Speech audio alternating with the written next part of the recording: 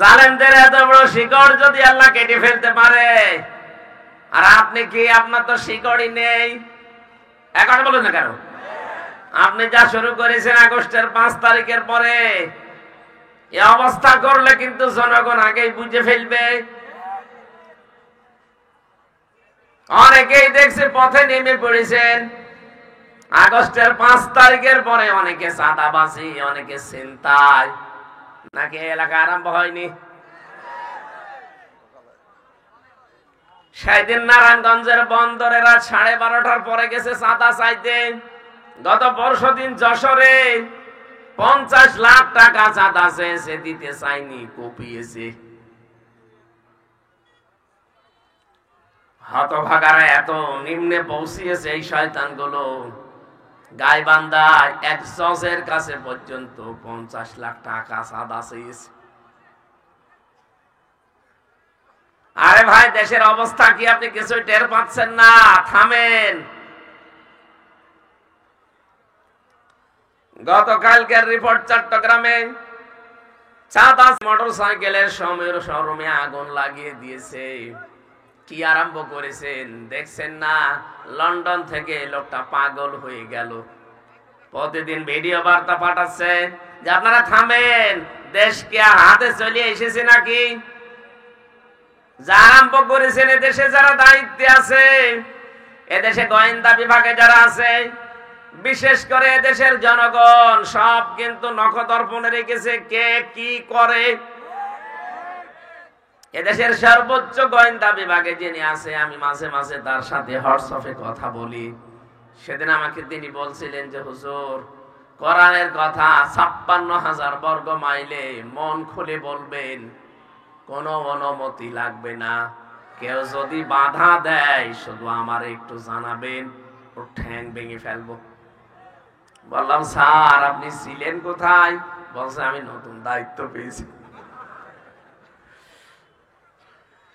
আমরা বলছিল হুজুর আমরা নখদর্পণে রেখেছি দেশটাকে, কে কি করে আমরা দেখতে চাচ্ছি, কিন্তু অনেকের আমল, অনেকের কাজ আমরা অলরেডি দেখে ফেলেছি। অনেকে মনে করে রাত 12:30টায় গেলাম চাঁদা চাইতে, মানুষ আইনি ফেললো কি করে? আরে ভাই 12:30, আমি নিজে রিমান্ডে ওদের কাছে মেশিন দেখেছি, যে উন্নত মেশিন ওরা ইসরায়েল থেকে নিয়ে এসে ব্যবহার করে। আপনি জানেন 12:30 না, 1টা না, আপনি পায়খানায় বসে বসে কি করেন তা ওরা দেখতে পায়। সারা দেশ ওদের হাতের মুঠার ভেতরে। আর বলছে আমি রাত 2টার সময় গেলাম চাঁদা চাইতে, কেউ জানে না। জেনে ফেললো কি করে? খুব হিসাব নিকাশ করে পা ফেলবেন সামনে। আমি কি বোঝাতে চাই, আপনি কি কিছু শিক্ষা পেয়েছেন? জালেমদের শিকড় যদি আল্লাহ কেটে ফেলতে পারে, আপনার তো শিকড়ই তৈরি হয়নি, আপনাকে কাটতে আল্লাহ 1 সেকেন্ডের সময় লাগবে না। কথা বলেন না কেন? এই জন্য সাবধান হন। বারবার তোমরা সতর্কবাণী করছি, উচ্চারণ এই কারণে অনেকের আমল আখলাক ভালো না।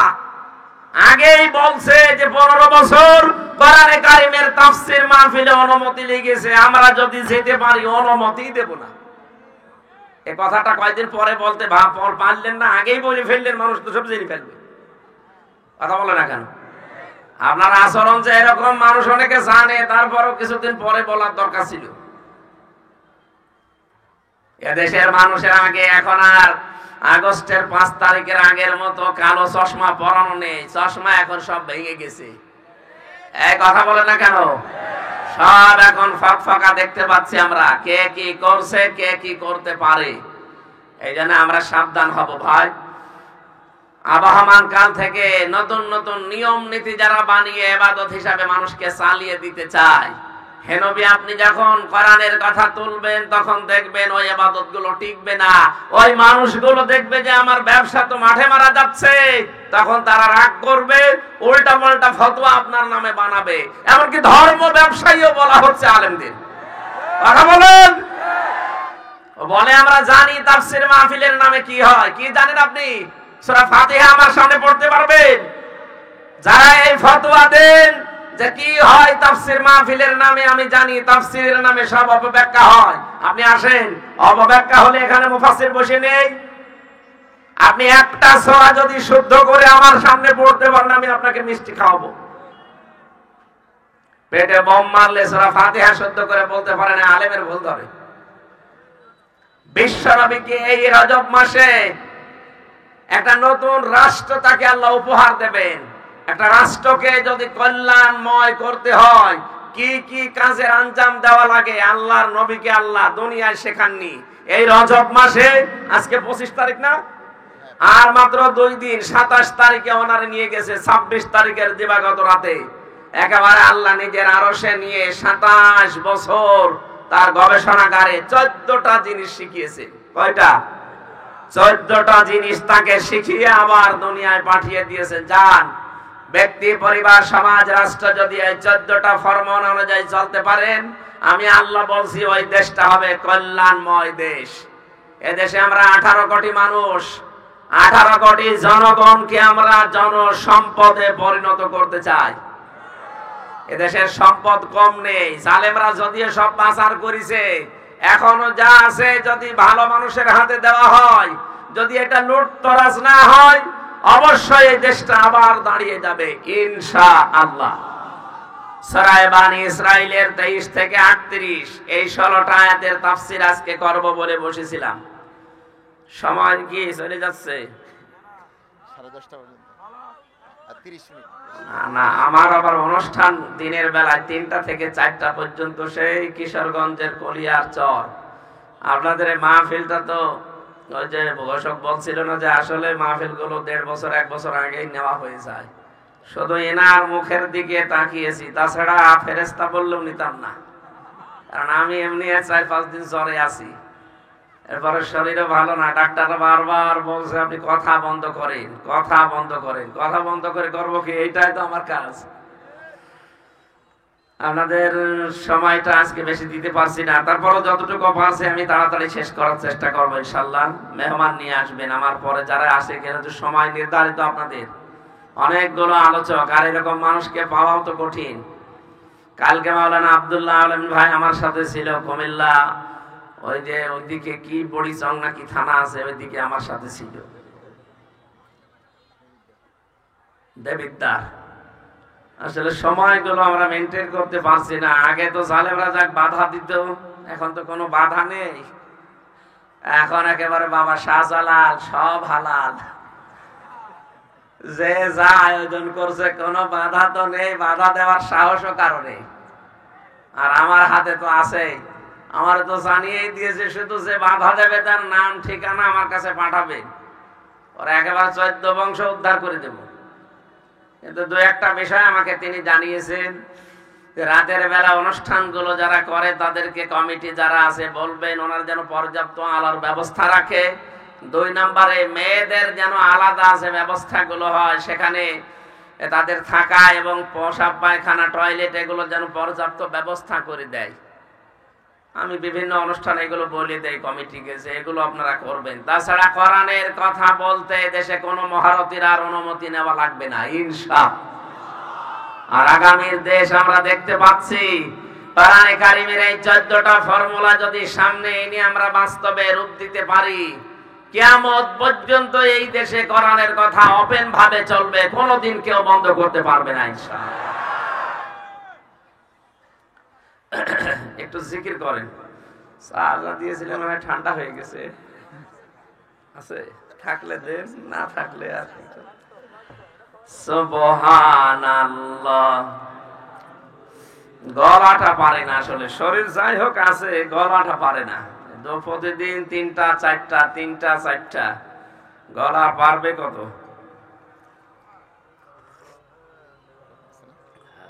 কে জিকির করেন আপনারা? এটা কবর স্থান, জবান খুলে পড়েন সুবহানাল্লাহ।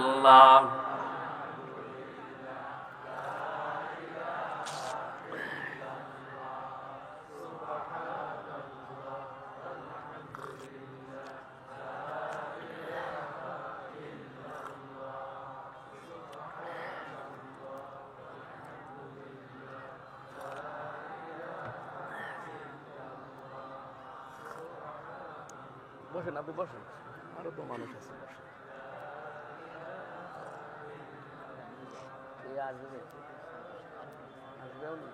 নিয়ে আসেন নিয়ে আসেন, হ্যাঁ নিয়ে আসেন।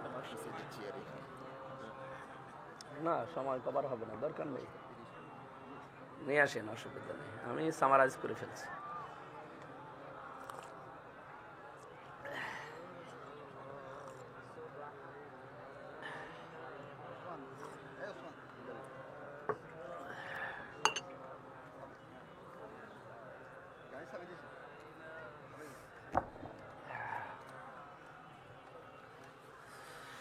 লা ইলাহা ইল্লাল্লাহ মুহাম্মাদুর রাসূলুল্লাহ।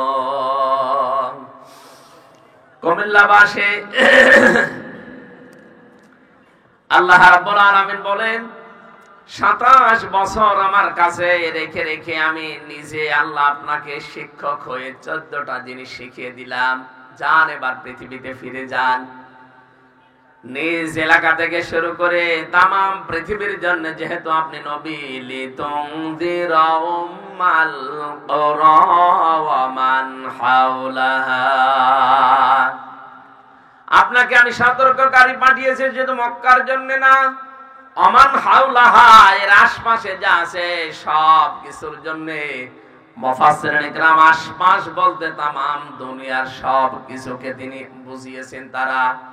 সুতরাং বাংলাদেশ ও পৃথিবীর ভেতরে 257টা রাষ্ট্র আছে দুনিয়ায়, সব জায়গার জন্য একমাত্র কেবলমাত্র শুধুমাত্র নবী, আমাদের নবী মুহাম্মদুর রাসূলুল্লাহ।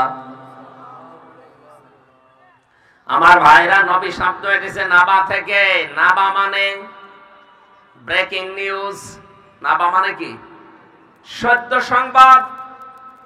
এই মাত্র চলছে যেই ঘটনা, সেই ঘটনাকে বলা হয় নাবা। রব্বুল আলামিন বলেন আমার নবী যে সংবাদগুলো তোমাদেরকে জানিয়েছে খুব খেয়াল করে করে মিলাবে। ওয়াকাদা রাব্বুকা আল্লা তা'বুদু ইল্লা ইয়্যাহু ওয়া বিল ওয়ালিদাইনি ইহসানা। তোমাকে 14টা কর্মসূচির প্রথমটা আমি জানালাম আমার একাত্মবাদ, আমার দাসত্ব। এইটা সমাজে, দেশে, পৃথিবীতে প্রতিষ্ঠা করা লাগবে। দুনিয়ার মানুষকে যে জানিয়ে দেবে যে আমি সিদ্ধান্ত দিয়েছি, আমি ফয়সালা দিয়েছি, আমি রায় দিয়েছি, আমি আল্লাহ ছাড়া কারো ইবাদত করা যাবে না। কুমিল্লাবাসী, এখান থেকে একটা মাসলা বের হয়, আল্লাহর ইবাদত করা, আল্লাহর আইন মানা ফরজ। বলেন তো কি? আরো জোরে বলেন। অবিল ওয়ালিদাইনি ইহসানা, পিতামাতার নাম আল্লাহ দ্বিতীয় নম্বরে নিয়েছেন। বলেন পিতামাতার আইন মানা কি? না না, হয়নি। আল্লাহর আইন মানা ফরজ, পিতামাতার আইন মানা ফরজ না, তাদের সেবা করা ফরজ। কথা বুঝতেছেন? এ বাপ বেটা দুইজন আলেম এখানে বসে আছে। বাবা যদি ছেলেকে বলে আমারে সেজদা দে, জায়েজ আছে? আরো জোরে বলেন। কারণ সেজদা দেওয়া লাগবে আইন কার? আরো জোরে। হ্যাঁ, ওনার সেবা করা লাগবে, ওনার খরচ খরচা দেওয়া লাগবে, ওনাকে বেঁচে থাকতে সেবা খেদমত যা আছে ওইটা করা লাগবে, এইটা ওনার জন্য ফরজ। তাহলে কি বুঝলেন এখান থেকে? আল্লাহর আইন মানা ফরজ, মা বাবার আইন মানা ফরজ না, তাদের সেবা করা ফরজ। এই পৃথিবীতে আল্লাহর পরে আল্লাহ যাদের নাম ঘোষণা দিলেন, ওয়ালিদাইনি ইহসানা, মার বাবা, তাদের আইন মানায় যদি ফরজ না হয়, পৃথিবীতে কোন মহারথী আছে যে তার আইন মানা লাগবে? কথা বলে না কেন? সুতরাং পৃথিবীতে আল্লাহর আইন বাদ দিয়ে কারো আইন মানা যাবে? সে যেই হোক। এমনকি আল্লাহর আইন বাদ দিয়ে অন্য কারো আইন প্রতিষ্ঠার জন্য কাজও করা যাবে না। আলা লাহুল খালকু ওয়াল আমরু, পৃথিবী বানিয়েছি আমি, এখানে আইনও চলবে কার? সুতরাং আল্লাহর আইন বাদ দিয়ে যারা মানুষের তৈরি করা আইন প্রতিষ্ঠার জন্য কাজ করেন, সংগ্রাম করেন, দল করেন, মিছিল করেন, ভোট দেন, আপনি কিন্তু শিরিক করছেন। এদেশে এরকম শিরিক করা মানুষ নেই। শিরিক যারা করে তারা মুশরিক। এক কথা বলে না কেন? এই কথাগুলো শোনার পরে আপনার হয়তো পরিবর্তন হওয়ার জন্য মন তৈরি হবে, কিন্তু দুর্বিসন্ধি নিয়ে যারা চলে, যে মানুষগুলো ধোঁকাবাজ প্রতারক, ওই নেতাগুলো কিন্তু এই কথা শুনে বলবে যে এটা তো রাজনীতি। বলেন, মাজলুম একটা দল বিএনপি, এই দলে কয়েকটা ক্যান্সার তৈরি হয়েছে এখন, বিশেষ করে হারুনের বউ পাপিয়া, আর এই যে কিশোরগঞ্জের এক শয়তান ছাত্রলীগের সভাপতি ছিল আগে, হাসিনা ওরে নমিনেশন দেয়নি, এই জন্য দল পাল্টি এখন নতুন দলে যোগ দিয়ে ওইটারে মনে হয় কোত্তা কামড় দিয়েছে। ও চ্যালেঞ্জ দিয়েছে বাংলার মুসলমানদেরকে যে এই দেশে যারা মুসলমান দাবি করে তারা এবং বাইরের দেশের মুসলমানও যদি নিয়ে আসে, সব মিলিয়ে এরা 10 ভাগ ভোটও নাকি পাবে না। আমরা এই চ্যালেঞ্জকে গ্রহণ করে ওদেরকে সামনে দেখিয়ে দিতে চাই এদেশে মুসলমান রাষ্ট্র ক্ষমতা পাবে কিনা। আপনি আমেরিকার রিপোর্ট দেখেছেন গত বর্ষদিনের? আমেরিকা তার আন্দাজে রিপোর্ট দেয়নি, আর আমরা তো তাদের খালাতো ভাই না যে আমাদের পক্ষে রিপোর্ট দেবে। তাদের নিরপেক্ষ রিপোর্ট দিয়েছে তৃতীয় একটা রাজনৈতিক ধর্মীয় শক্তি বাংলাদেশ গঠন করতে যাচ্ছে। এখন শুধু জামাত ইসলাম চরমনাই হেফাজত না, টুপি ছাড়া দেশে মাথায় দেয়। আল্লাহর আইন মানা যেহেতু ফরজ, এই ফরজ সামনে রেখে সব এক হয়ে যাওয়া ফরজ। বলেন, কারা কারা এক হতে রাজি আছেন দেখে? লিল্লাহে তাকবীর।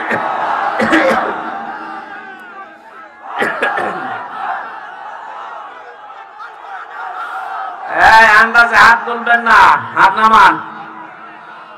যারা হাত তুলেছেন এরপরই করেন না, আপনার খবর আছে। অনেক মুনাফিকের মাথা এখন খারাপ হয়ে গেছে। কে কথা বলে না কেন?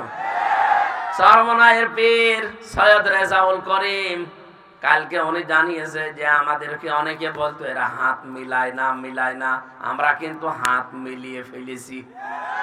আমরা হাত যা মিলিয়েছি আমাদের অসুবিধা নেই, কিন্তু একটা দলের মাথার উপরে ঠাঁটা পড়িস। পীর সাহেব দেখছি বুঝে ফেলেছি। সুতরাং উনি না, এদেশে যারা আমরা টুপি মাথায় দেই, যারা টুপি অন্তত মাথায় দেন না, মুসলিম দাবি করেন, তাদেরও এখন ইসমাইলের ভূমিকা পালন করা লাগবে। কালকে আমার গতকালের রাতের তাফসীর ছিল বড়ুরা কুমিল্লা, সেখানে আমি আয়াতের তাফসীর করতে গিয়ে একটা শিক্ষা তাদেরকে দিয়েছি। ফালাম্মা আসলামা ওয়া তাল্লাহু লিল জাবিন। এখানে যারা আলেম আছে তাদেরকে বলছি, আল্লাহ এখানে কিন্তু দ্বিবচন দিয়েছেন, ফালাম্মা আসলামা। কি কেন দ্বিবচন দিলেন? আল্লাহ বলেন দুইজনেই যখন এগ্রি হয়ে গেছে, রাজি হয়ে গেছে, আতাল্লাহু লিল জাবিন, তখন আল্লাহর যে নির্দেশ সবাই করো, এইটা কার্যকর করা সহজ হয়েছে। ইব্রাহিম নবী যদি বলতেন আমি সবাই করব, ইসমাইল নবী যদি বলতেন না আমি সবাই হব না, আল্লাহর এই হুকুম পালন হতো না। ইসমাইল নবী যদি বলতেন আমি সবাই হব, ইব্রাহিম যদি বলতেন না আমি সবাই হব না, বলেন তো আল্লাহর বিধান পালন হতো? দুইজনেই যখন রাজি হয়ে গেছে, আল্লাহ পাক বলেন আমার বিধানটা তখন পালন করা সহজ হয়ে গেছে।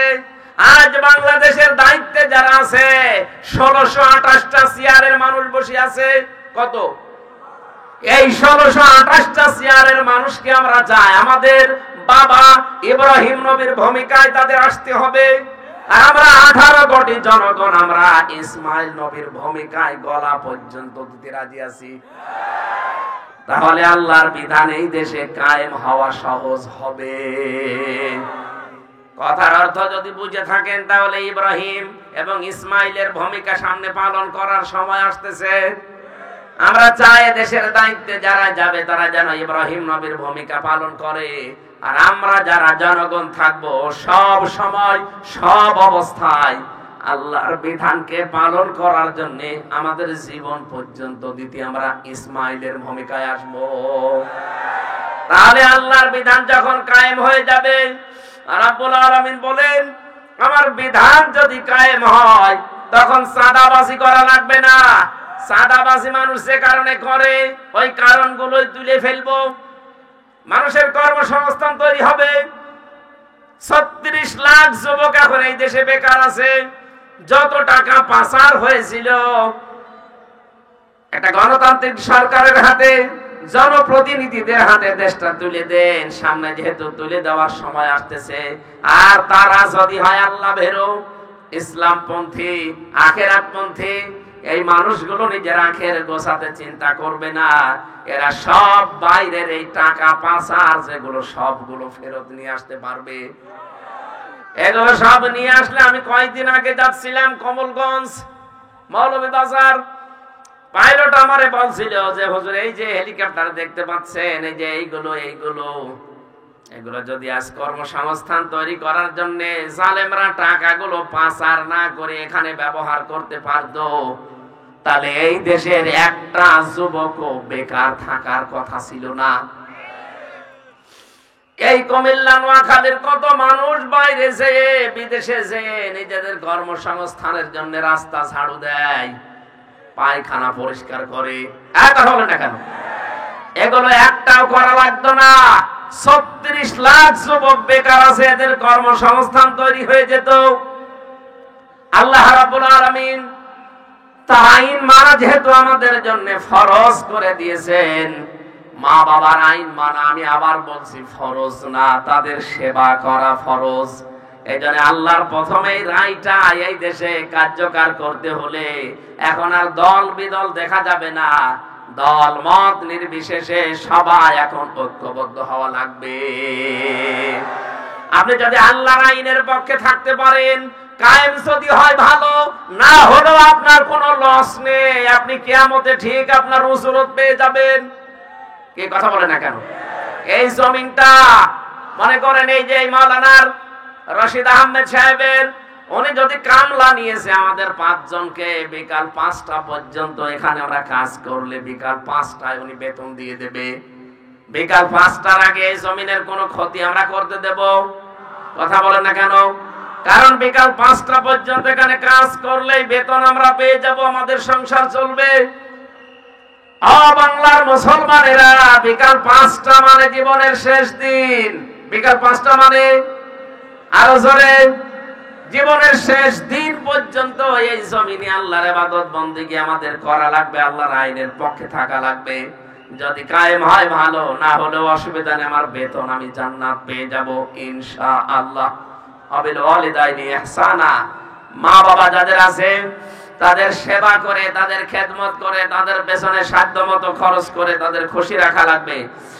আল্লাহ আমাদেরকে প্রথম 2টা মানার তৌফিক দিন, এরপরে আরো 12টা আছে। যেহেতু এখনো আলোচক 4-5 জন আছে, ওনারা এই রজব মাসের করণীয় বর্জনীয় সম্পর্কে বলবেন আমরা আশা করছি। আমরা যতটুকু বললাম আল্লাহ মেনে চলার তৌফিক দিন, আমিন। বারাকাল্লাহু লানা ওয়া লাকুম ফিল কোরআনিল আযীম। আসসালামু আউযু বিল্লাহি মিনাশ শাইতানির রাজীম। বিসমিল্লাহির রহমানির রহিম।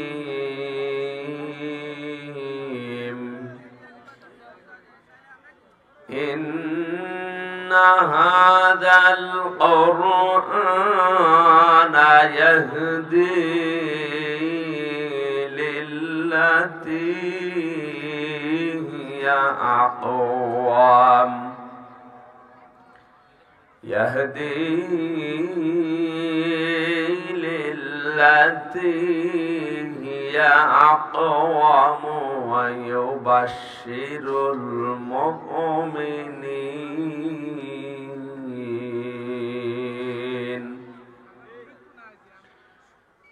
الذين يعملون الصالحات وأن لهم الذين يعملون الصالحات أن لهم أجرا كبيرا صدقت يا ربنا. عن معاذ بن جبل رضي الله تعالى عنه قال قال النبي صلى الله عليه وسلم خذوا العطاء ما دام عطاء فإذا صار رشوة في الدين ولستم بتاركه يمنعكم الفقر والحاجة ألا إن روح الإسلام دائرة فدوروا مع الكتاب حيث دار ألا إن الكتاب والسلطان لا يفترقان فلا تفارقوا الكتاب إلى آخر الحديث رواه الترمذي. وعنه قال قال النبي صلى الله عليه وسلم اللهم بارك لنا في رجب وشعبان وبلغنا رمضان أو كما قال عليه الصلاة والسلام إن الله وملائكته يصلون على النبي يا أيها الذين آمنوا صلوا عليه وسلموا تسليما اللهم صل على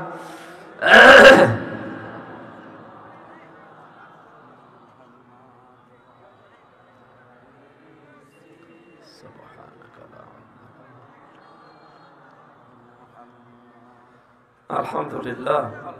এই কথা বলেন কেন? কথা বলা যাবে না, দাঁড়িয়ে থাকেন বসে থাকেন, এবার আর বলবো না। আপনারা বিবেকে কাজ না করলে আসলে হবে না।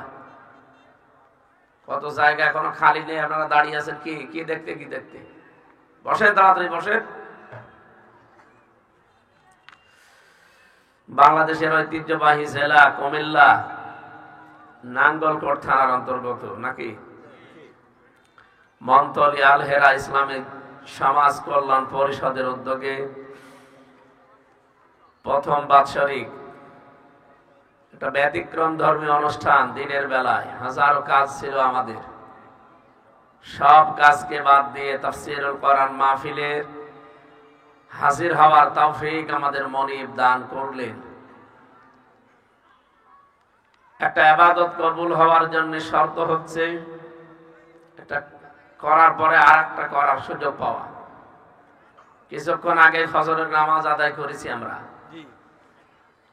এখন কোরআনে কারীম সর্বশ্রেষ্ঠ ইবাদত, যত ইবাদত নফল আছে তার ভেতরে এটা আফদালুল ইবাদাতি তিলাওয়াতুল কোরআন। সেই সর্বোত্তম অনুষ্ঠানে দুনিয়ার সব কাজ কাম বাদ দিয়ে আল্লাহ আমাদেরকে নিয়ে আসলেন। খুশি হয়ে বলেন আলহামদুলিল্লাহ। মহতী অনুষ্ঠানের সম্মানিত সভাপতি মন্তলী আল হেরা ইসলামী সমাজ কল্যাণ পরিষদের প্রধান উপদেষ্টা আলেমে দ্বীন, হাজার হাজার আলেমের উস্তাদ, আমার মাথার তাজ মাওলানা রশিদ আহমেদ মজুমদার, আতালাল্লাহু উমরাহু ওয়া বারাকাল্লাহু ফি হায়াতি, বলেন আমিন। এ মাহফিলের সার্বিক তত্ত্বাবধানে যিনি আছেন এ জেলার কৃতি সন্তান, একটা ম্যাগনেট, তার মাথাটা না একটা ম্যাগনেট, ইসলামিক চিন্তাবিদ, শিক্ষাবিদ, হাজারো আলেমের উস্তাদ, সাবেক আরবি প্রভাষক, তামিরুল মিল্লাত কামিল মাদ্রাসা টঙ্গী শাখা, মাওলানা জাফর আহমেদ মজুমদার দামাদ বারকাতুহুমুল আলিয়া, বলেন আমিন। আমার পরে যারা এখানে আলোচনা রাখবেন, মাওলানা শাহ আরিফ বিল্লাহ সিদ্দিকী সারসিনা দরবারের পীর সাহেব, জনাব শামীম বিন সাইদি আল্লামা সাইদি রহমতুল্লাহ আলাইহির সুযোগ্য সন্তান, মাওলানা ইয়াসিন আরাফাত চেয়ারম্যান নাঙ্গলকোট লালমাই উন্নয়ন পরিষদ, সুর সম্রাট শিল্পী মশিউর রহমান, বিশ্বনন্দিত মুফাসসিরে কোরআন মাওলানা আব্দুল্লাহ আল আমিন বগুড়া, অন্যান্য উলামায়ে কেরাম আসবেন, আরো সব আলেমদের হায়াতে তাজ্জেবা সিহাতে কুল্লিয়া কামনা করছি, আল্লাহ যেন দান করেন, বলেন আমিন। মঞ্চে বসা সম্মানিত ব্যক্তিবর্গ, সামনে বসা মুসলমান ভাইরা, পর্দার আড়ালের সম্মানিতা মা এবং বোনেরা, প্রশাসনের ভাইরা, প্রাণ প্রিয় নাঙ্গলকোটবাসী, এই কি আরম্ভ করেছেন আপনি? বললাম যে কথা বলা যাবে না। এখানে কি করেছি?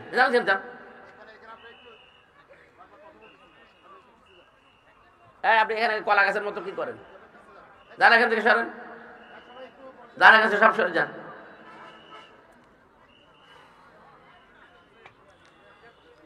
এতগুলো মূর্তি সারা দেশে ভাঙা হইলো, এরা কারা? এদের কি ভাঙা লাগবে আবার? হ্যাঁ, মানুষের মানে বিবেক মরে গেছে, বারবার এক কথা বলা ঠিক না। দেখেন না কিভাবে মানুষ আসতেছে পিপিলিকা চাকের মতো। এই বসে যান, যারা জায়গা পাচ্ছেন বসে যান, যতক্ষণ জায়গা আছে বসে যান, জায়গা যদি আর না থাকে তখন দাঁড়াবেন, বসেন। স্বেচ্ছাসেবক যারা হাতে কিছু না নিয়ে শুধু খালি হাতে ঘুরতেছে কোন কারণে? কিছু হাতে নেন। এই জাতির কোরআন শরীফ বুখারী শরীফ দিয়ে বহু বসিয়েছে, হবে না, এদের বাখারি শরীফ লাগবে। হ্যাঁ,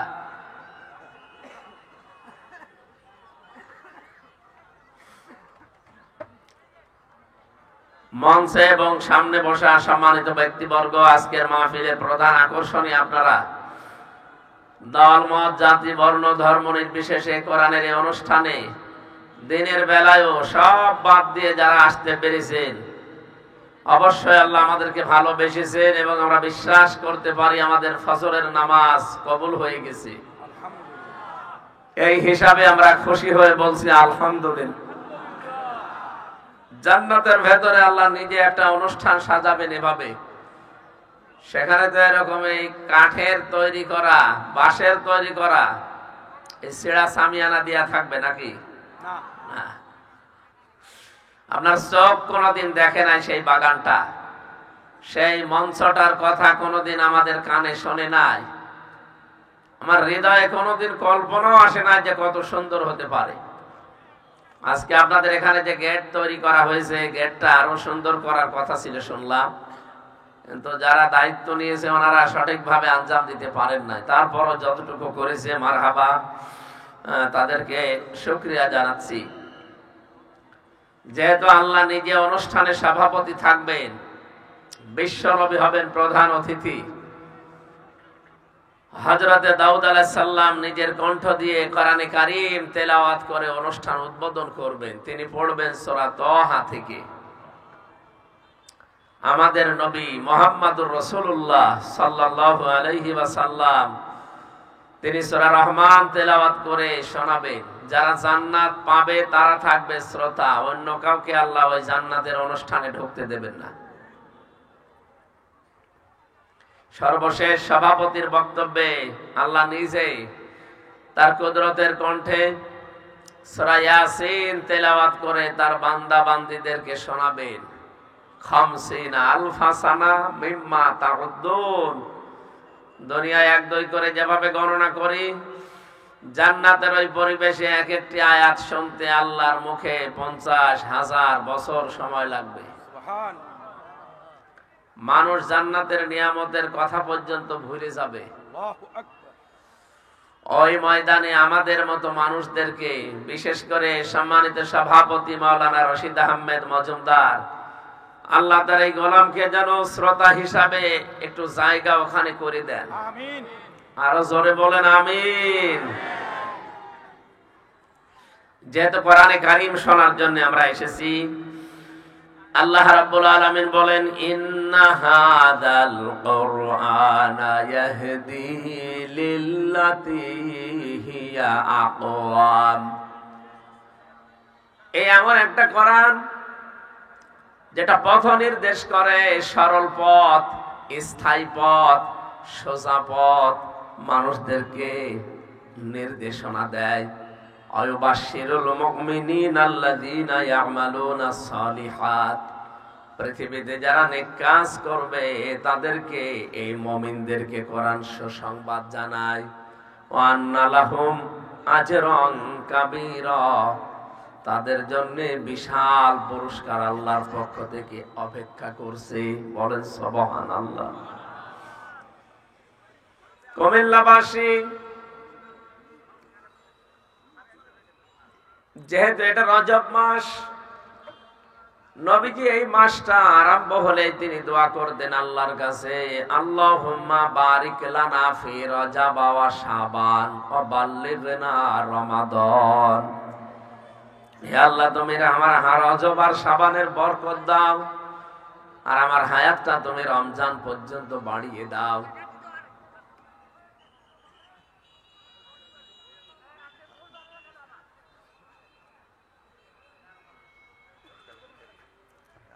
দিনের বেলা তো একটু গ্যাঞ্জাম হয়, তারপরও একটু বেশি হয়ে যাচ্ছে।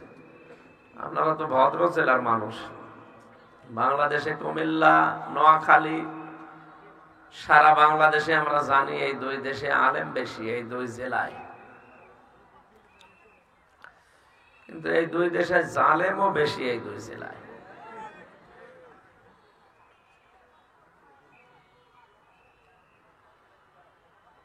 এই যে কত বছর বয়সে যেন বিয়ে করলো এক লোক, এই জেলায় না, রেলমন্ত্রী ছিল নাকি? যাক, 14 গ্রাম, 14টা ছেলে মেয়ে তো হওয়ার কথা, তার অলরেডি হওয়া শুরু হয়ে গেছে। যাক, সে দেখিয়ে দিয়েছে বাংলাদেশকে যে আমরাও পারি। আপনারা সবই যখন পারেন, অন্তত আজকের এই অনুষ্ঠানে যে কাজটা পারার কথা ওইটাও আঞ্জাম দেবেন। চুপ থাকা লাগবে আর মনোযোগ সহকারে শোনা লাগবে। আজকের অনুষ্ঠানের দাবি এইটা, ফাস্তামিউ লাহু ওয়া আনসিতু। আল্লাহ বলেন 1 নম্বরে শুনতে হবে, 2 নম্বরে চুপ থাকা লাগবে। শুধু সামিয়া আমি দেইনি, ফাস্তামিউ দিয়েছি। মনোযোগ সহকারে শোনা লাগবে, কারণ এটা ইবাদত চলছে। এটা কি চলছে বলেন তো? ইবাদতে দাঁড়িয়ে কেউ এদিকে ওদিকে তাকাতে পারে? কথা বলেন না কেন? আপনি নামাজে দাঁড়িয়ে কয়টা ফ্যান আছে গুনে নিতে পারবেন? তো এখানে দাঁড়িয়ে যদি ওই কাজ করেন, আপনার ইবাদত কিন্তু হচ্ছে না। এজন্য ইবাদত যেভাবে করা লাগে আশা করছি আপনি ওইভাবে করবেন, একেবারে একনিষ্ঠভাবে মনোযোগ সহকারে শোনার নিয়তে বসেন। অবশ্যই আল্লাহ এখান থেকে আজকে কিছু নিয়ে যাওয়ার তৌফিক আমাদেরকে দেবেন ইনশাআল্লাহ। আপনাদের দায়িত্ব ওই দুইটা, মনোযোগ সহকারে শোনা আর চুপ থাকা। আর আমরা যারা এই 5-6 জন এসেছি বলার জন্যে, আমাদের দায়িত্ব, রব্বুল আলামিন বলেন, কিতাবুন উনজিলা ইলাইকা ফালা ইয়াকুন ফি সাদরিকা হারাজুম মিনহু লিতুনযিরা বিহি ওয়া যিকরা লিল মুমিনিন। সূরা আরাফের 2 নম্বর আয়াতে আল্লাহ জানিয়েছেন, এই একটা কিতাব আমি আপনাকে দিলাম, এটা শুধু চমা খাবেন আর মাথার উপরে রেখে দেবেন। কি আওয়াজ দিলেন না? তার মানে মনে হচ্ছে নাকি যে এটা খালি চমা খাওয়ার জন্য আর মাথায় রাখার জন্য? কি করবেন এটা দিয়ে? হারাজম মেনু হলে তুনযিরা বিহি, মানুষদেরকে আপনি সতর্ক করবেন এই কোরআন দিয়ে। কিন্তু আপনার মনের ভেতরে যেন কোনো সংকীর্ণতা, দ্বিধা, দ্বন্দ্ব, ভয়, ভীতি, সংশয়, সন্দেহ এগুলো কাজ না করে। যিকরা লিল মুমিনিন, কোরআন মুমিনদের জন্য উপদেশ। বলেন সুবহানাল্লাহ। কুমিল্লাবাসী, হারাজন শব্দের ব্যাখ্যা আমি এখানে পেয়েছি তাফসীরের ভেতরে 2টা। 1 নম্বরে, হে নবী, কোরআন যখন প্রচার করতে যাবেন, আপনার বক্তব্য অনেক মানুষ হয়তো না বোঝার কারণে মন খারাপ করতে পারে। এরকম মানুষ দেশে নেই? বলেন বলেন। আমরা যেটা বোঝাতে চাই ওইটা না বুঝে উল্টা বোঝে। নবীজির হাদিস যেটা পড়লাম, বিশ্ব নবী জানিয়েছেন আন মুআয ইবনে জাবাল রাদিয়াল্লাহু তাআলা আনহু قال قال النبي صلى الله عليه وسلم خذوا العطاء ما دام عطاء فإذا صار رشوة في الدين। হযরত মুআয ইবনে জাবালকে যেদিন ইয়ামেনের গভর্নর করে নবীজি পাঠাবেন, ঘোড়ার রাকাবের ভেতরে তিনি পা অলরেডি দিয়ে ফেলেছেন। এমন সময় নবীজি তাকে বললেন যে কয়েকটা কথা শোনো, হাদিয়া তোফা গ্রহণ করতে পারো যতক্ষণ ওটা হাদিয়া থাকে। তুমি যেহেতু একটা এলাকার একটা প্রদেশের গভর্নর হয়ে দায়িত্বশীল হয়ে যাচ্ছ, সম্ভবত মানুষ তোমাকে হাদিয়া দেবে বিভিন্ন কারণে। কথা বুঝতেছে? হাদিয়া ওই পর্যন্ত গ্রহণ করা যাবে যতক্ষণ ওটা হাদিয়া থাকে। হাদিয়াটা যদি ঘোষের পর্যায়ে পড়ে তাহলে ওটা আর কখনো নেওয়া যাবে না। লাস্তম বিতারিকিহি আমনাকুমুল ফাকর ওয়াল হাজা। নবীজি বললেন, কিন্তু বাস্তবতা এমন হয়ে দাঁড়াবে তোমার প্রয়োজন এবং বাস্তব অবস্থা তোমাকে এই হাদিয়ার নামে ঘুষ নিতে বাধ্য করবে। আমার মনে হয় সেই সময় এখন চলে এসেছে। কি কথা বলেন না কেন? এমন এমন জায়গা আছে এই দেশে আপনি নিতে চাবেন না, তাও বাধ্য হবেন। আপনার প্রয়োজন আপনাকে বাধ্য করবে। আমি প্রথম যখন জেলখানায় গিয়েছিলাম সেই 2010 সালে বিশ্ববিদ্যালয়ে ফার্স্ট ইয়ারে, সেই সময় এক ওসি সাহেবকে আমি এই জেলখানা থেকে পড়াতাম। উনি প্রথমে আমার যেদিন ধরে নিয়ে গেল থানা হাজতে, আমারে বলছে আপনি কি হাফেজ? জি। বলছে একটা আয়াত বলছি, বলেন তো কোন জায়গায় আছে। ও মনে করছে আমি মনে হয় ভাঙা সূরা হাফেজ। কোরআন শরীফ যে আমি আয়না বানিয়ে রেখেছি, ও টেবিলের নিচে দেখলাম একটা বই আছে বা কি যেন আছে, ওইটা দেখে দেখে আমার দিকে তাকিয়ে ধরছে।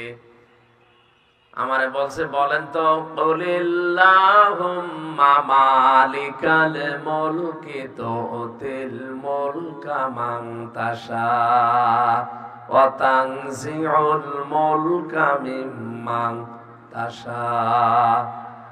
আয়াতটা যদিও এত সুন্দর করে বলতে পারেনি, ভাঙা ভাঙা ওই যে বাংলায় যেভাবে বলে, আমারে বলছে যে আয়াত বললাম এর অর্থ কি, মানে কি। বাংলাটা বললাম যে আল্লাহ যাকে, হে নবী আপনি বলেন, আল্লাহ যাকে চায় ক্ষমতা দান করে, আল্লাহ যাকে চায় ক্ষমতা থেকে নামিয়ে দেয়। ক্ষমতার মালিক কে? এবার উনি আমাকে উল্টা প্রশ্ন করছে, হুজুর তাহলে আপনি যে মসজিদের মেম্বারে বসে বসে কিছু কথা বলেন যেগুলো আমাদের কানে আসে, কোন কথা? আপনি যে বলেন ক্ষমতার উৎস জনগণ, না ক্ষমতার উৎস আল্লাহ, ক্ষমতার উৎস আল্লাহ এটা তো আমরাও মানি, ক্ষমতা দেওয়ার মালিকও আল্লাহ এটাও মানি। আল্লাহ যদি মালিক হয়, শেখ হাসিনাকে যে ক্ষমতা দিয়েছে এটা আল্লাহ দিয়েছে। ওনাকে যদি নামায় আল্লাহ নামাবে, আপনাদের এত উসবিস করার দরকার কি? জিজ্ঞাসা করলাম, স্যার আপনার বাড়ি কোথায়? বলছেন গোপালগঞ্জে। ও আপনি তো বলবেনই, একেবারে জায়গা মতো বাড়ি আপনার।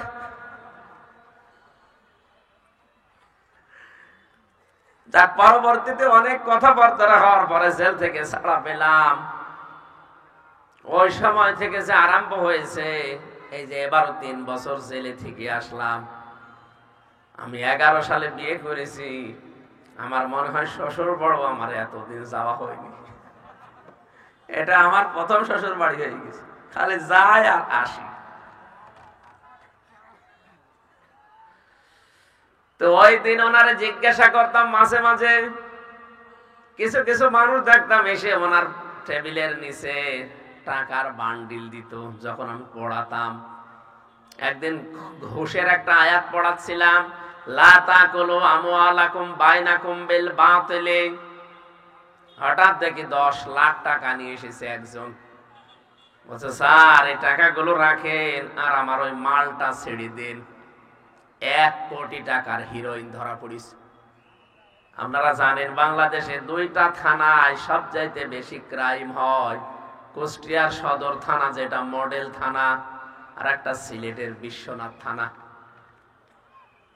এর পাশে তো দাদা বাবুদের কাজ কারবার আছে, তো মাল সব আসে। উনি আমার দিকে তাকিয়ে বলছো, হুজুর নেবেন মানে আপনারা পড়ালাম কোন আয়াত? আর আজকে ভাগ্যক্রমে পড়েছি সুদের আয়াত, ঘুষের আয়াত। আপনি ঘুষ খাবেন মানে? ঘুষ না, এটা হাদিয়া।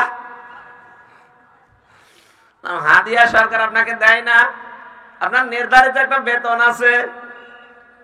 হুজুর আছে, ঠিক এটা খাবেন কোন কারণে?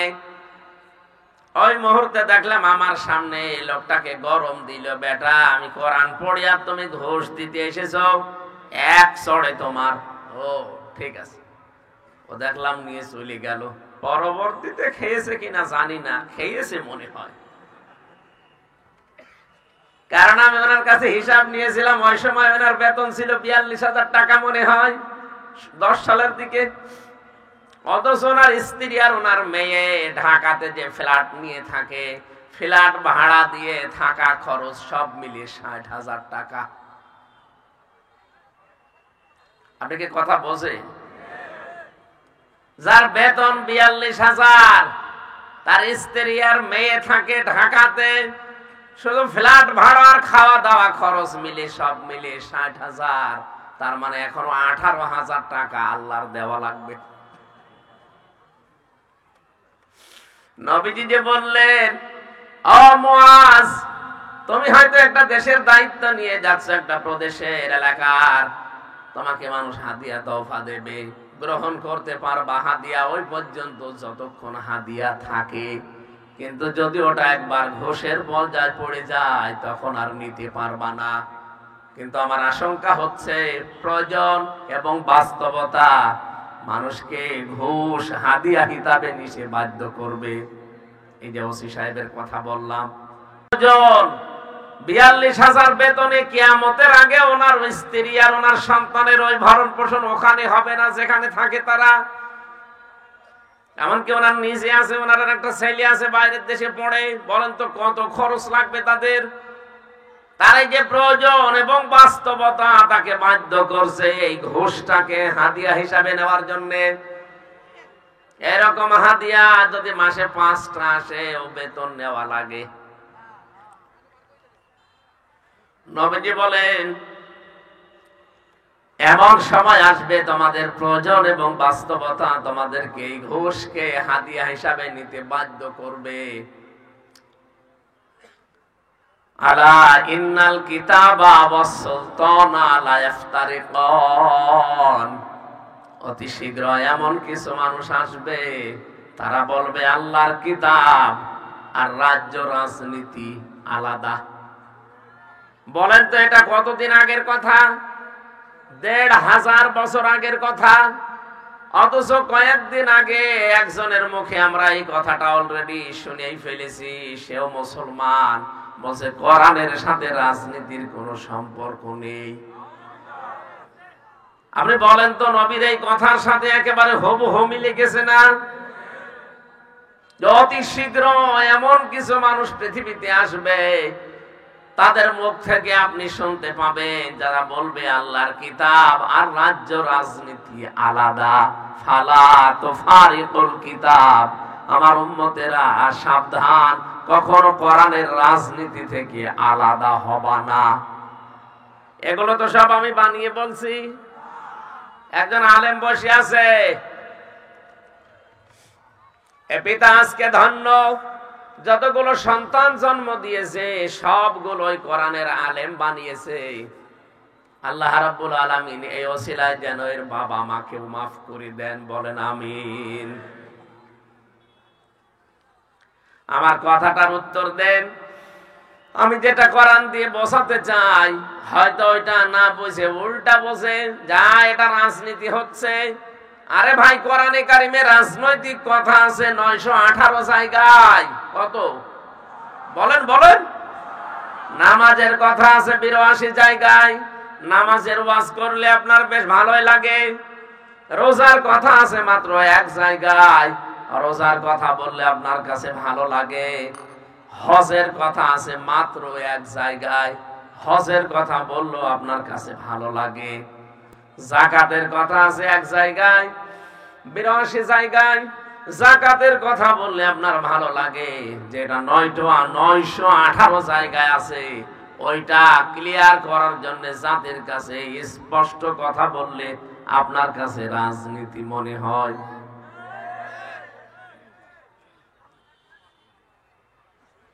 আপনি যখন মানুষকে বোঝাতে চান যে না, এরা মানুষজন জমা করে এরা ধর্ম ব্যবসা করে কোরআনের প্রচারের মাধ্যমে, আপনার ঈমান নষ্ট হয়ে গেছে।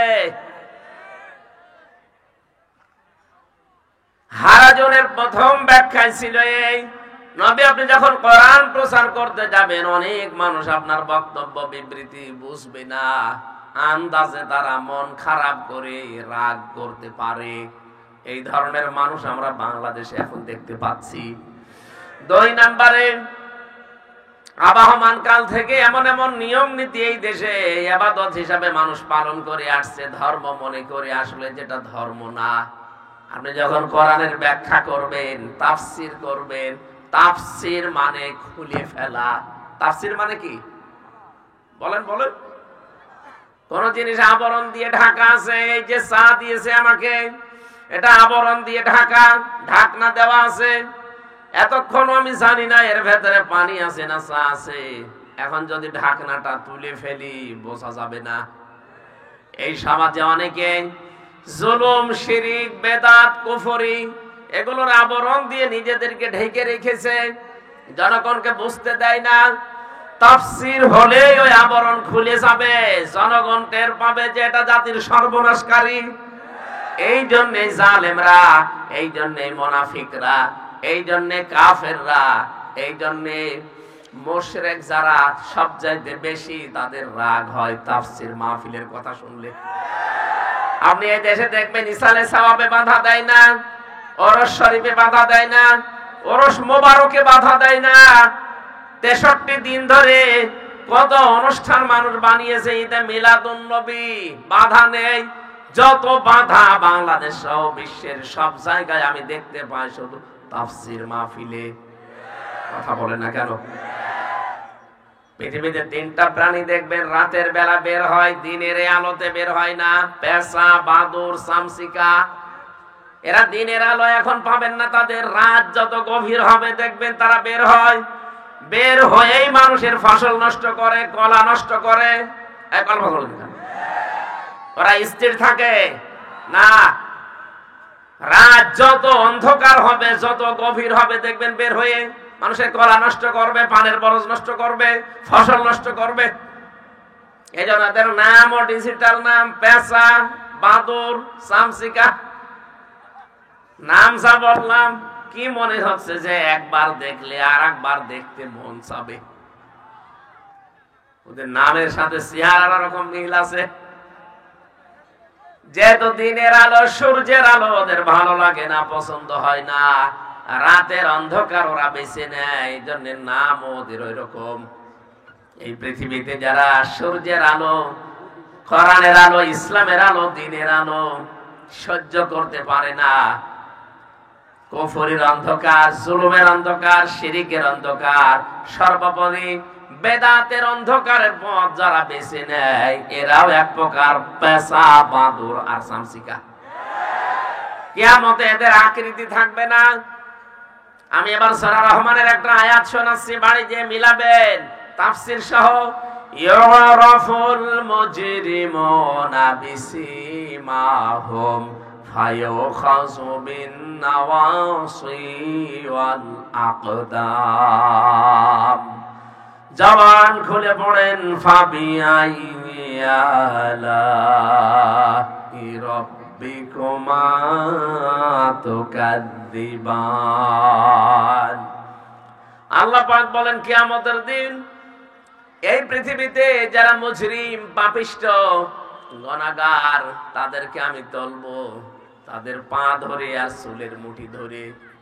তাফসিরে আয়াতে আমি 10 প্রকার আকৃতির কথা পেয়েছি। তাফসিরে হাক্কানির ভেতরে দেখবেন কিয়ামতের দিন আল্লাহ এই মানুষের আকার আকৃতি এভাবে উঠবে না, এক একটা মানুষের আকার হবে দুনিয়ায় তার অপরাধের মতো তৈরি করে। যে যেই ধরনের গুনাহ করত তাকে আল্লাহ ওই ধরনের আকৃতি দেবে। এই যে পেঁচা, বাদর, চামচিকা, সাপ, অথবা আপনাকে শকুরের আকৃতি দেবে, কুকুরের আকৃতি দেবে। কেন দেবে? দুনিয়াতে আপনি যে অপরাধ করেছিলেন এই অপরাধের শাস্তি স্বরূপ ওই আকৃতি দিয়ে তুলবে। লাকাদ কাররামনা বানি আদম, বনি আদম সন্তানকে আল্লাহ সবচেয়ে বেশি সম্মান দিয়েছেন। এই কারণে বনি আদমের সম্মান যেন নষ্ট হয়ে যায় এই হিসাবে আল্লাহ এই আকৃতি আর রাখবে না। অপরাধের ধরন দেখে দেখে আল্লাহ আকৃতি পাল্টিয়ে দেবে। সাপের কাজ একটা মানুষকে সবল দেয়, লোকটা মরে যায়, সাপের কোনো লাভ হয় না। হয়? পৃথিবীতে অনেক মানুষের চরিত্র এরকম আমাদের আছে, সাপ মার্কা। সকাল থেকে উঠেই চিন্তা ভাবনা করে কার ক্ষতি করব, ক্ষতি করেও ফেলে, কিন্তু নিজের কোনো লাভ হয় না। মাঝখান থেকে ওই লোকটার একটা ক্ষতি হয়ে যায়। কথা বলে না কেন? এই চরিত্রের মানুষ দেশে নেই। কিয়ামতে আপনার আকৃতি থাকবে না, আপনাকে আল্লাহ সাপ করে তুলবে। কিছু মানুষকে আল্লাহ কুকুর বানিয়ে তুলবে। কুকুরের কাজ হচ্ছে 2টা কুকুরকে পাশাপাশি খাবার দেবে। একটাকে যা দিয়েছেন সারা দিন খেলেও শেষ হবে না, এরপরও পাশেরটায় হামলা দেয়। কথা বলে না কেন? দুনিয়াতে অনেক মানুষের চরিত্র এখন এইরকম। নিজের যা আছে ও যদি মরণ পর্যন্ত খায় তারপরও শেষ হবে না, এরপরও দেখা যায় জনগণেরটায় হামলা দেয়। যারা 15.5 বছর এভাবে কাজ চালিয়েছেন, আল্লাহর কসম আপনার আকৃতি থাকবে না। কার জন্য কি করে গেলেন? কোটি কোটি টাকার সম্পদের পাহাড় তৈরি করে রেখে গেলেন, আপনি তো ভোগ করতে পারলেন না। মাঝখান থেকে কিয়ামতে আপনার আকার আল্লাহ কুকুরের মতো বানিয়ে দেবে।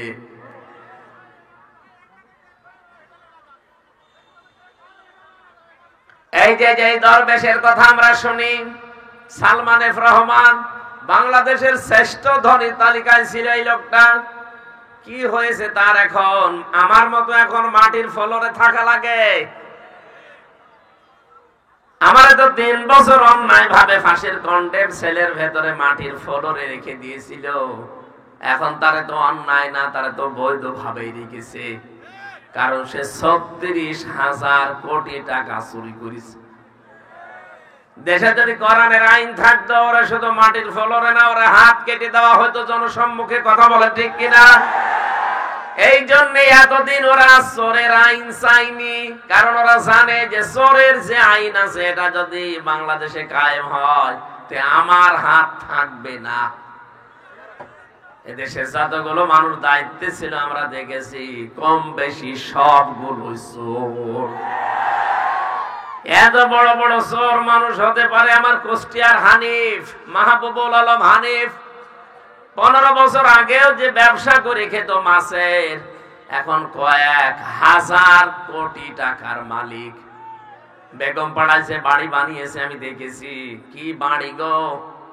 মনে হয় যদি কিয়ামত পর্যন্ত হায়াত পেত, বৈধভাবে উপায় করলো ওই বাড়ি বানানো সম্ভব না। কারণ আমেরিকার যেখানে সে বাড়ি বানিয়েছে, কানাডার ওই জায়গায় মাত্র 1 কাঠার উপরে যদি কেউ একটা বিল্ডিং বানাতে চায়, বাংলাদেশের কমপক্ষে 15 কোটি টাকা লাগবে। আর তার যে বিশাল বেগম পাড়া, যে বিশাল বাংলো, কত বড় বাড়ি, তার স্ত্রী আর তার ছেলে ওখানে থাকে। এখন নিজে ওখানে যে আল্লাহর রাস্তায় উঠেছে, যাই করে গেলেন, বাকি সম্পদ তো এখনো দেশে পড়ে আছে। তার যে ঘর কুষ্টিয়ায়, বিশাল বাড়ি, আগস্টের 5 তারিখের বিকাল 5টা বাজতে বাজতে জনগণ মাটির সাথে একেবারে মিশিয়ে দিয়েছে।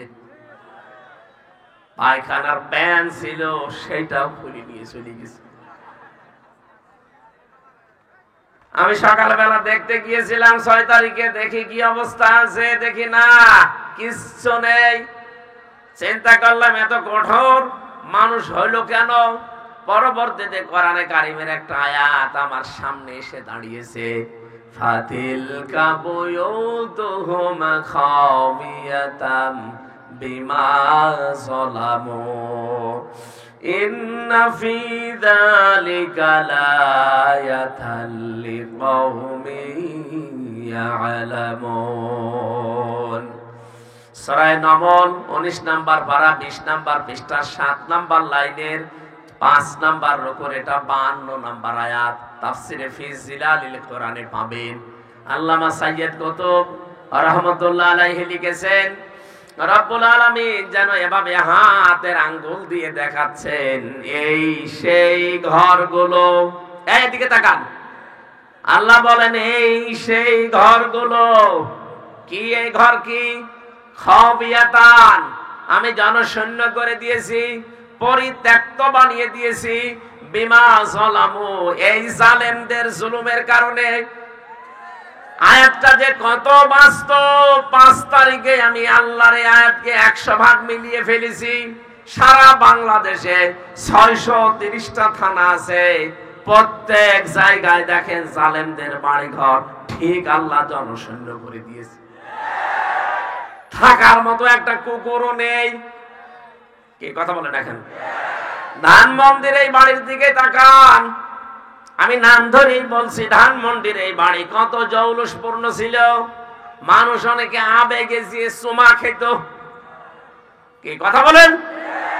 আপনি এখন যে দেখেন, আমি কয়েকদিন আগে যে দেখি কেউ 4-5 জন একসাথে যায়, কেউ এদিকে কেউ এদিকে কেউ এদিকে, মনে হচ্ছে জামাতবদ্ধ টয়লেট চলছে। আল্লাহ বলেন আমি পরিত্যক্ত করে দিয়েছি, ওজার গৃহ বানিয়ে দিয়েছি। এমনি না, বিমা যালামু, এই জালেমদের জুলুমের কারণে। এখানে বসে বসে জালেমরা জুলুমের দুর্বিসন্ধি করত, কাকে কালকে ধরিয়ে দেব, কাকে আয়না ঘরে নিয়ে জুলুম করবে, এই কথা ওখান থেকে আসতো। গত পরশুদিন আন্তর্জাতিক রিপোর্ট বেরিয়েছে তুরস্ক থেকে, আপনারা দেখেছেন। এই হাসিনা স্বামী আর স্ত্রীকে এক ঘরে আটক রেখে সন্তানকে দুধও পান করতে দেয়নি। আর আমি নিজে যেহেতু আয়না ঘরে 10 দিন ছিলাম, মিনিটাই বিগটাই আমাকে নেয়নি, ছোটটাই নিয়েছিল। আমি দেখেছি এখানে যে কত বড় অসহায় মানুষ।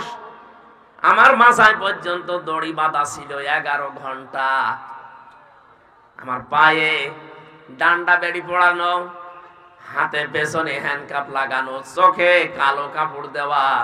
আমি বাস্তবতা দেখে এসেছি যে আয়না ঘরে কি হয়। এটা যদি ছোটটা হয় তাহলে বড়টা ওরা কি করেছে। মানুষ এত কঠিন হতে পারে? সারা রাত ধরে কয়েকজনকে পিটাতো শুনতাম। ফাঁসির ওই কন্টেম সেলে যখন আমাকে দিয়েছে 3টা বছর, বহু সময় তো পেয়েছিলাম। কত মানুষ মাঝে মাঝে যারা 5 বছর 7 বছর 10 বছর পর্যন্ত কাটিয়েছে, তাদের সাথে আমার দেখা। তারা এসে বলতো যে ভাই, নিজের নাম পর্যন্ত ভুলে গিয়েছিলাম। সকালবেলা কয়েকটা পচা ছোলা দিয়ে যেত, দুপুর বেলায় 1 মুঠ খাবার দিত, তা মনে হচ্ছে কেউ মাখিয়ে দিয়েছে। পায়ের সাথে শিকল বেঁধে রাখতো। আপনাদের এই পাশের ছিলেন নোয়াখালী, হাতিয়া থানার এক আলেম আমার সাথে ছিল, মাওলানা ফখরুল ইসলাম। এই লোকটা আমার সাথে ছিল জেলখানায়। মাঝে মাঝে আমারে বলতো, হামজা ভাই, এই যে আমি 60 পাট হয়ে হাত পা ছেড়ে দিয়ে শুয়ে থাকি, আপনি আমারে রাগ করেন। আমি কেন থাকি আপনি জানেন? কারণ 2 জনকে দিয়েছে একটা ছোট ঘরে, এদিকে 3.5 হাত, এদিকে 2.5 হাত। 2 জন যদি হাত পা ছেড়ে দিয়ে থাকে, আমি তো বসবো কোথায়? ওর ভেতরে আবার টয়লেট করা, আমি কোথায় বসবো? এই জন্য রাগ করতাম যে কিভাবে থাকেন। আমার হাত ধরে বলতো, হামজা ভাই, আপনি আমার উপর মন খারাপ করেন। এই যে 2-1 ঘন্টা আমি 60 পাট হয়ে শুয়ে থাকি, এটা যে কত বড় নিয়ামত আমি জানি। আমার পায়ের ভেতরে ভাবে হাত দিয়ে জালেমরা, সামনে লোহার ব্যারিকেডের সাথে ওরা হ্যান্ডকাপ লাগিয়ে দিত, নড়াচড়া করলে আবার জায়গায় কেটে যেত। 2 দিন 5 দিন না, বছরের পর বছর আমাকে এভাবে আটক করে রেখেছে, মাত্র 1.5-2 মিনিট সময় দিত টয়লেট করার জন্য। আমার নীল দাঁড়ায় ব্যথা হয়ে গেছে। এই যে শুয়ে থাকি, এটা যে কত বড় নিয়ামত, বাইরে যারা আছে ওরা বোঝে না, আমি টের পেয়েছি। আঙ্গুল দেখতাম নখ হয়ে যেত, এত বড় বড় নখ। বলছে কেউ কেউ লিখে রাখতো এভাবে আঙ্গুল দিয়ে দেওয়ালের সাথে খুশিয়ে খুশি, যে ভাইরা কেউ যদি বাইরে যেতে পারেন এই নাম্বারটা জানাবেন যে আমি বেঁচে আছি।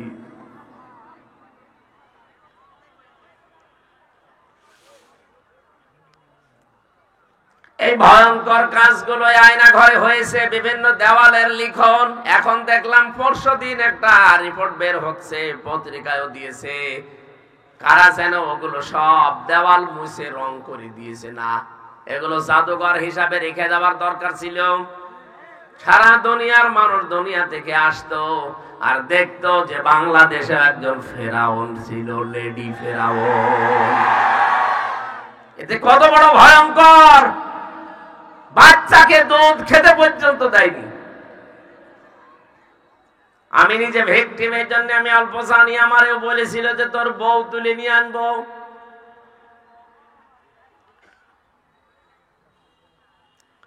আল্লাহ রাব্বুল আলামিন এ পর্যন্ত জালেমদের দিয়েছেন, পরের অংশটা আমাদের।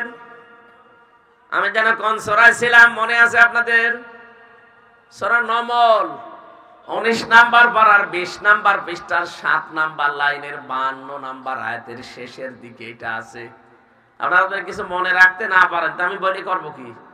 শুনতেছেন মন দিয়ে? ইন্না ফি যালিকা লায়াতাল লিকাউমিন ইয়ালামুন।